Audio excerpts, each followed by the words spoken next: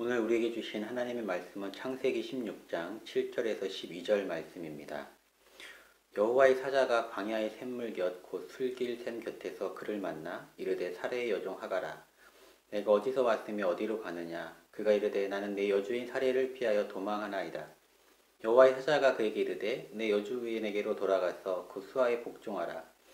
여호와의 사자가 또 그에게 이르되 내가 내 실을 크게 번성하여 그 수가 많아 셀 수 없게 하리라.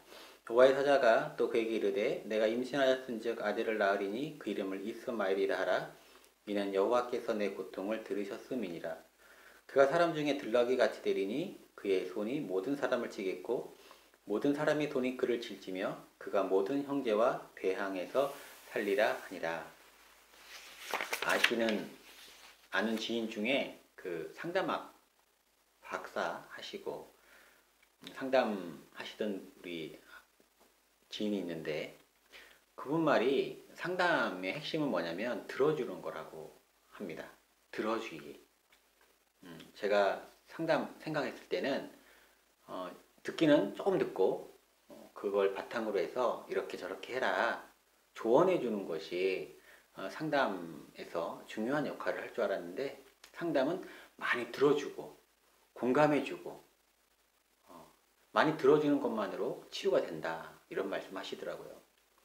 그래서 주변에 우리의 이야기를 들어주는 사람, 우리의 이야기를 진심으로 공감해 줄 수 있다면 정말 행복한 사람입니다.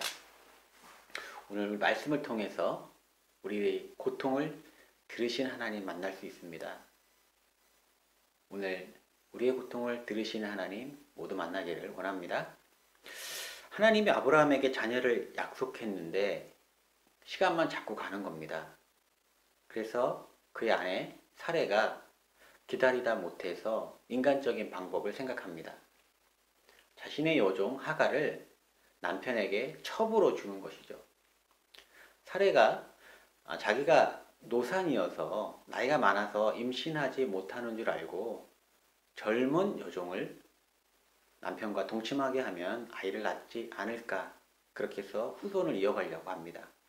그렇게 해서 실제적으로 하가를 남편에게 첩으로 주었고 그들이 동침함에 아이가 생겼습니다. 그런데 그때 문제가 발생합니다. 그 여종 하갈이 자기가 임신함을 알게 되자 그 여주인 사레를 멸시하기 시작합니다. 당시의 모든 문화는 자식이 생기면 그 자식을 낳은 모든 재정, 권력이 그 아이에게로 집중되죠. 그래서 그것을 안 여종이 그 여주인을 무시한 겁니다. 이것을 사례가 보고 있자니 어떻습니까? 지나갈 때마다 한마디 한마디 했을 텐데 그 이야기를 듣고 있는 사례의 마음은 마음이 아니죠.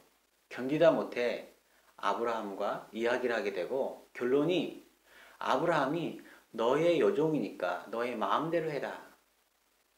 그 이후부터는 사례는 오히려 그 여종을 학대하기 시작합니다. 여종은 주인을 멸시하고 주인은 여종을 학대하는 악순환이 반복된 것입니다. 선한 일이 아니죠. 이러한 일들이 반복되다 보니까 그 여종이 견디다 못해 주인의 학대를 견디다 못해 길을 떠납니다. 모든 것을 포기한다는 말이죠. 근데 이 포기는 단순한 포기가 아닙니다. 그 고대 그 시대의 그 문화에 여자가 홀로 임신한 상태에서 광야에 나간다. 목숨을 담보할 수 없습니다. 그의 고향 애굽으로 돌아간다 하더라도 그의 삶은 고생이 뻔한 그런 삶이 예상이 됩니다. 그런데 애굽으로 가는 그 길목 가운데 여호와의 사자가 그 여종 하갈을 만나고 이야기를 합니다. 8절 말씀입니다. 이르되 사레의 여종 하갈아 내가 어디서 왔으며 어디로 가느냐. 그가 이르되 나는 내 여주인 사레를 피하여 도망하나이다. 묻습니다. 두 가지 질문합니다. 내가 어디로부터 왔으며 어디로부터 가느냐. 어디로부터 왔느냐. 과거를 물어보는 겁니다. 몰라서 물어보는 게 아니에요. 너의 과거는 비가 여종으로서 주인을 무시했다는 거예요. 뭐라고 부릅니까? 사례의 여종 하가라 이렇게 부르잖아요. 내가 주인을 멸시했구나. 너는 죄악의 과거에서 왔구나. 그리고 너는 학대를 받았구나. 그런 상처로부터 왔구나. 너의 과거는 그렇게 죄악과 상처가 있구나. 너는 어디로 가느냐? 하나님이 주신 복락을 뒤로하고 하나님이 너와 너의 자녀의 복락을 주셨는데 그 복을 뒤로하고 우상 숭배가 가득한 애굽으로 가려 하느냐 이 말입니다. 애굽에서 여성 홀로 아이를 키워야 하는 그런 고생을 하려 하느냐 이 말입니다.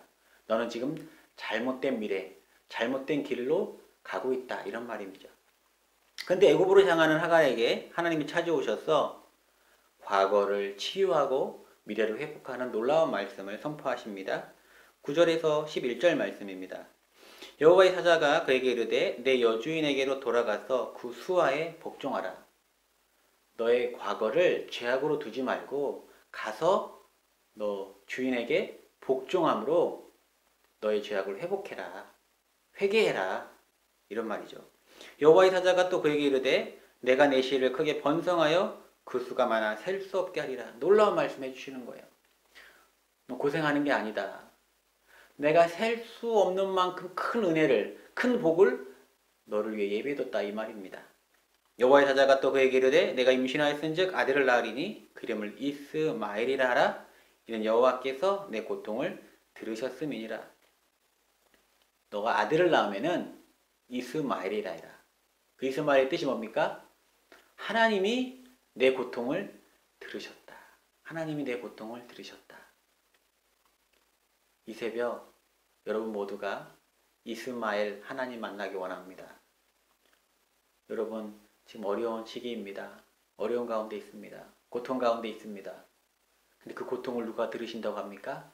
우리의 하나님. 우리 하나님이요. 우리의 고통을 들으신다고 합니다.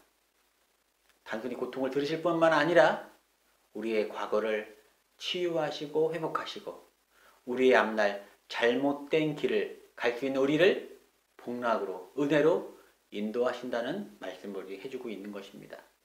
이 새벽 기도하실 때에 이스마엘 우리의 고통을 들으시는 하나님 모두 만나시기를 간절히 소망합니다. 기도하겠습니다. 하나님 아버지 감사와 찬양을 드립니다. 우리의 고통을 들으시는 하나님, 우리가 지금 어려운 가운데 있습니다. 눈물을 흘리고 있습니다. 우리 성도님들 한 명 한 명의 아픔과 고통을 치유하여 주시고 우리의 갈 길을 은혜의 복락으로 인도하여 주옵소서. 이 모든 말씀 우리 주 예수님의 이름으로 기도드렸사옵나이다. 아멘.